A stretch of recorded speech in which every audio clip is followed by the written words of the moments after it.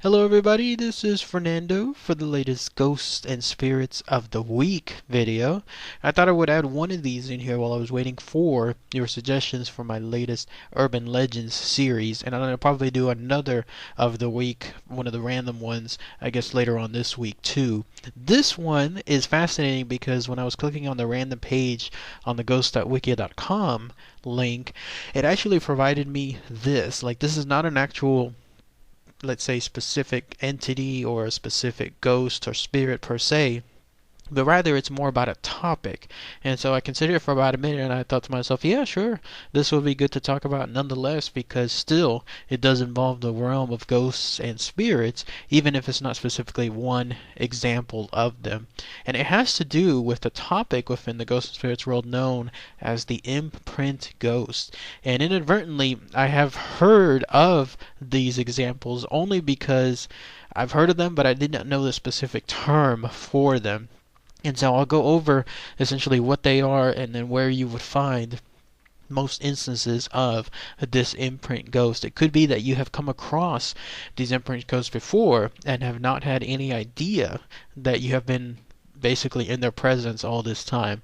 So what is an imprint ghost? Well, think of it in an unofficial term more as a dumb or unintelligent ghost, and it's not meant to like in any kind of harsh way whatsoever, but rather it's the best, I guess, layman's term when it comes to describing these things, because these particular ghosts are not intelligent in the sense that they don't respond back to any of their surroundings. So the stuff you usually see, for example, on Ghost Adventures and Ghost Hunters and all those other ghost shows, where they try to interact with the ghosts, they bring along those equipments, they add questions to them, and the ghosts either thoughtfully respond through the equipment or they create noises to showcase that yes, they do hear the people that are there, and that they're making sure that yes, they are answering whatever those people are asking. This is the complete opposite of it. An imprint ghost is considered a dumb or an intelligent ghost because it is completely oblivious to its surroundings. The reason for this is because it's weird, but it's technically not considered a true ghost. Instead, it's more of an echo or some kind of lasting imprint. That's why it's called the imprint ghost, that continues to haunt that area. And the most common example are the ghosts that seem to be involved with major events such as major battles. And it's fascinating to come across that particular aspect, because yes, I have heard of people state that, especially probably the most famous example is the battlefield of Gettysburg. If you go there to this day and you visit that location, people still state that they see these ghosts interact or reenact, more likely, the battles that occurred there in Gettysburg, completely oblivious to what's going on around them. Don't care in their case if there's people watching, or in other cases there's nobody there. They will actually reenact the entire event and make sure that it's done, and then it stops, and then for whatever reason it starts yet again. It could be within the next couple of seconds, it could be within weeks or years. Who knows how these things operate? But the whole idea is that whatever that major event was so powerful and so impactful that it continues to this very day, even after the very death of those ghosts. Now, it doesn't even have to involve death per se, because there's been tales before of people walking across, like, let's say your average old home, like old house, in other words, that was built who knows how far back, and the tenants there today see someone just nonchalantly, a ghost of course, walk across a hallway, or it could be a porch, or it could be any other section of the home, even sometimes outside, and walk around and do something. Like they'll either open a cabinet as if they're inspecting something, or they could be sitting down in their favorite chair, and again, they are absolutely oblivious to their complete surroundings. And then when that action is done, then the person reports either that they're gone, like they suddenly just disappear, or they witness this thing pretty much happen again. So it's quite fascinating, because These ghosts, I don't know how they operate. I don't know if they realize that they are operating in this autonomous manner, but at least at least looking from the outside in, they definitely do not seem to be aware that they're trapped in this weird loop of sorts where they're always, I guess you call it, doomed to reenact whatever happened. And the most tragic circumstances are the ones unfortunately involving, like, let's say something like a violent death of some sort.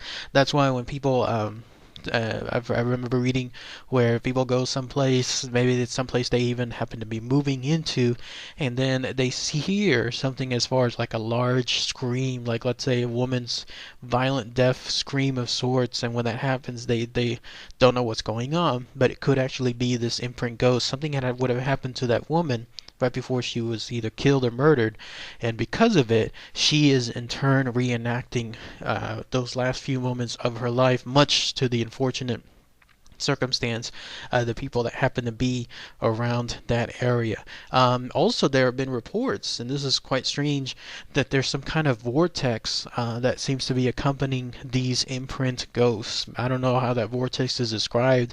Maybe it could be something along the lines of it just feels different to be around, like it feels like energy is being drawn, or it feels something else. Who knows?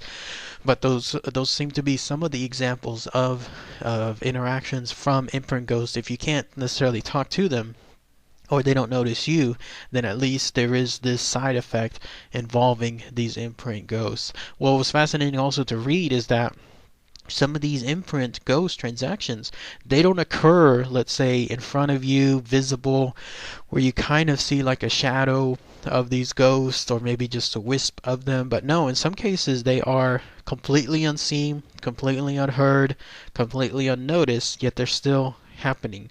So that's really fascinating to think about, because you could be just walking down the street, let's say going to your job or walking to school or wherever you happen to be going, and you just walk through, in this case, one of those reenactments. Everywhere you are, there's going to be history behind that location. Maybe it could be good history, maybe it could be bad history.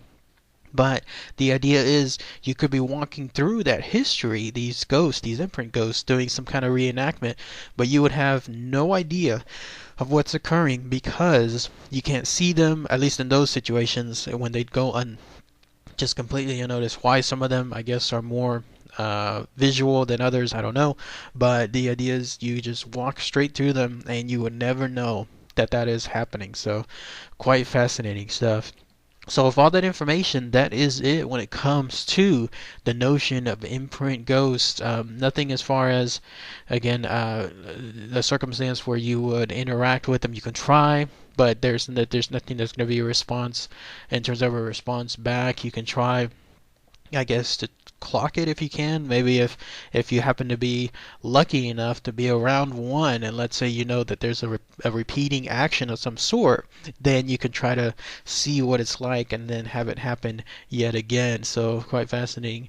But otherwise, if anyone has any very specific examples of this imprint ghost or ghosts per se, that would be great to hear. If anyone knows any of the imprint ghosts around their location, let's say there's some kind of section in your city where it's known that on a specific time period certain ghosts appear, they do the usual thing, and then they disappear, that would be great to hear as well. So anyways, just wanted to provide this Ghosts and Spirits of the Week, again in this case involving the imprint ghost. Alright everybody, thanks again as always, take care.